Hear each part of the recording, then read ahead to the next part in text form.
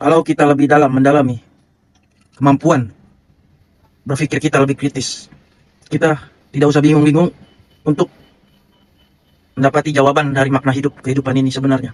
Banyak yang kita tahu manusia, orang-orang di luar sana seperti susah untuk menemukan apa arti sejatinya hidup. Karena kita tentu saja hidup dalam lingkaran fana, ya, fanaisme. Disitulah kita banyak belajar dari sejarah-sejarah. Orang-orang yang bijaksana, yang tercerahkan, yang kita tahu, tokoh-tokoh legendaris di dunia, orang-orang yang mempunyai banyak pengikut, murid, dan orang-orang yang bijaksana. Yes. Orang-orang yang tercerahkan, itu yang disebut filsuf. Orang-orang yang mempunyai kemampuan berpikir. Mereka itu, kenapa bisa tercerahkan? Karena mereka sudah mengetahui dan mendapati intisari kehidupan ini.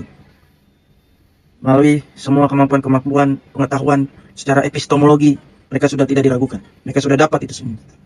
Lalu, apa yang membuat mereka itu bisa tercerahkan? Mereka yang orang tercerahkan itu, seperti orang-orang filsafat yang paham makna-makna dan mampu berpikir secara kritis, itu adalah orang-orang penentang, pemberontak. Orang-orang yang mendapati arti makna hidup ini adalah orang-orang yang pemberontak. Kenapa bisa dikatakan pemberontak? Karena pemberontak itulah yang membuat dia mencari tahu, berpikir, kenapa hidup seperti ini, kenapa hidup ada pembatasan, kenapa hidup terlihat enak, nikmat, dunia segalanya kita bisa miliki. Tapi sebenarnya itu seperti penjara. Sebenarnya itu seperti dalam lingkaran atas tekanan-tekanan hidup, otoritas, dan sebagainya.